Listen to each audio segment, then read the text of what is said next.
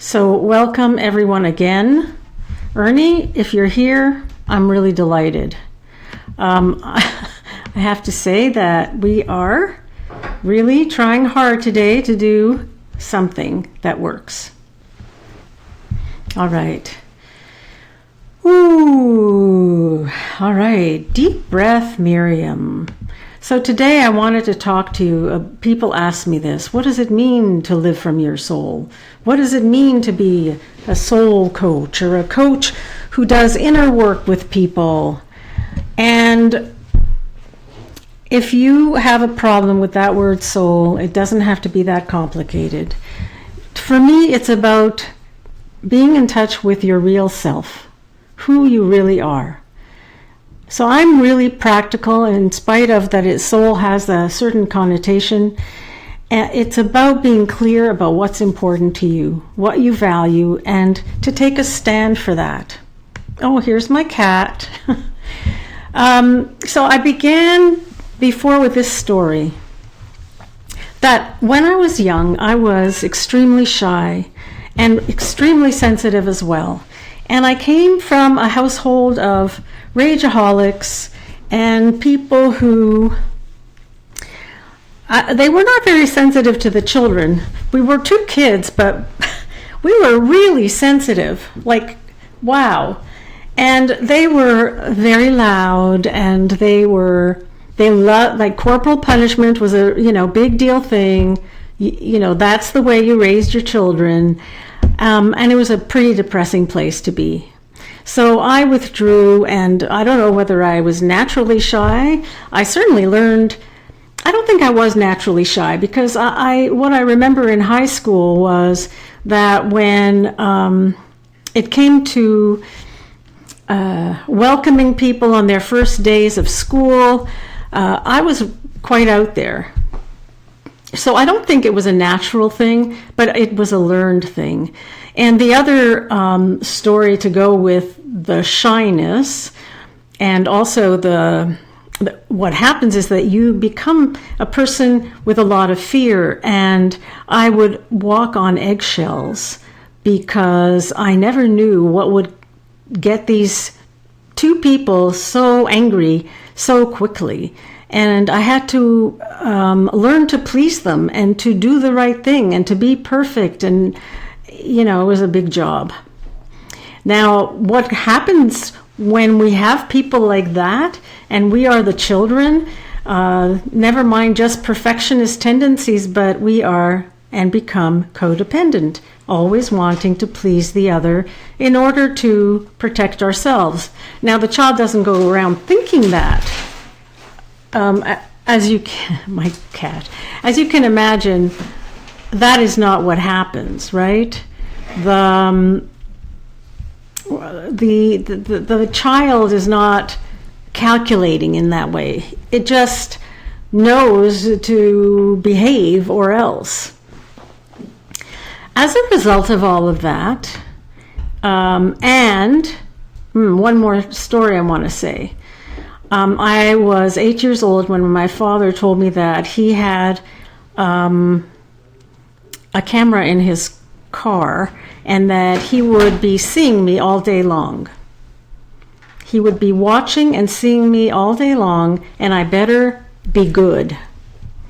Now, for 2 years, this camera was on me, in my head, and I ended up being quite unable to forget about it. Yes, I was unable to forget about it.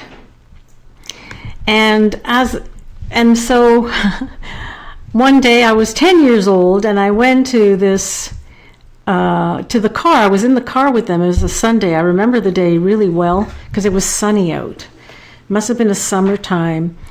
And I looked around the car and I thought, I'm sorry, but I don't see where the hell they could have a camera. Where the hell does my father have a camera that's on me all the time? And I said out loud, there's no camera. And that is the funniest thing. Did you just see Donald, crawl around along the floor? Because I just did. You're so funny. Just walk. It's all right. These are just my friends. And so my parents laughed at me. They just laughed. And that was the day where I just knew that I couldn't trust these people anymore. Sad but true. Can you imagine that? So you get a little bit paranoid and a little bit, you don't know who you are when people are controlling you that way. And so my whole life after that was finding freedom from the dark thoughts that I had in my head, the negativity, the depression, and all of those good things that happen to us when we are living under strenuous circumstances. One of my friends in a group today challenged me to tell a little bit more of my story. So that's what came up. And so part of it is just to let you know more about me. But here it is about the soul. So when you come from that kind of background, and even if you don't know who you are because you've been listening to these people who are telling you what to believe, what to do, what's good. Like, I wanted to play in an orchestra. That was like not acceptable because the storyline was that I would need to be married and with children, and then how the heck could I go traveling? This was the message. So living from our souls is finding out who are we without all of this conditioning that we have and all of the input from our schools and our professors and our teachers and our parents, caregivers, government, television, media, like big time. So living from our souls is finding ways to reconnect with ourselves. Yes. Yes. Ernie says that she thought that I had a dog now, Donald, when you went across the back of the crawling on your floors. Yeah. So that's the number one thing I wanted to say. And what happens when you don't know who you are? Oh, my Lord, people, you marry the wrong person. That's true. You marry the wrong person, you might get sick. You don't feel well in yourself. You don't know what career you'd be happy in. You kind of live life and keep making mistakes until you get it right. That's part of what happens when you don't live from your soul, from your center, from your true self. And like you'll feel it in your body too. If you're saying yes when you mean, thank you, Ernie. When you say yes, when you really mean no, you get it in your body. Something does not feel really good in your body. And so we're always getting the message. We're always getting messages about that. Yes, we really, really are. And so it's visible, it's tangible. It's not a big mystery. It's about showing up for ourselves. And how do we get the courage to be our true selves? Because that's what we want, don't we? We would really like to. That is the work of our life, is to become who we were always meant to be before we had a lot of different messages come to us. And so here it is. What you do is that you take tiny little steps. And so this, me being on Facebook Live, which is a very big deal to a lot of people, is one of the ways in which I make myself more visible and truer to myself. And I take courage by doing it a little bit at a time. And several months ago, I started doing these Facebook Lives. I had no idea what I was doing or why I would do it. because there was a 10-day challenge that Vary and Brandon put on, and I thought, all right, perfect time, perfect way to exercise, try, make mistakes, play. It's all play. And so I want to invite you, if you don't feel in some areas of your life that you are living from your heart, from your true self, what's one tiny small thing you can do that would help you move forward? The trick is to keep doing small pieces that you can handle and tolerate until it becomes no big thing, no big deal. Just do it. So what would that be? What's like one small thing that would allow you, oh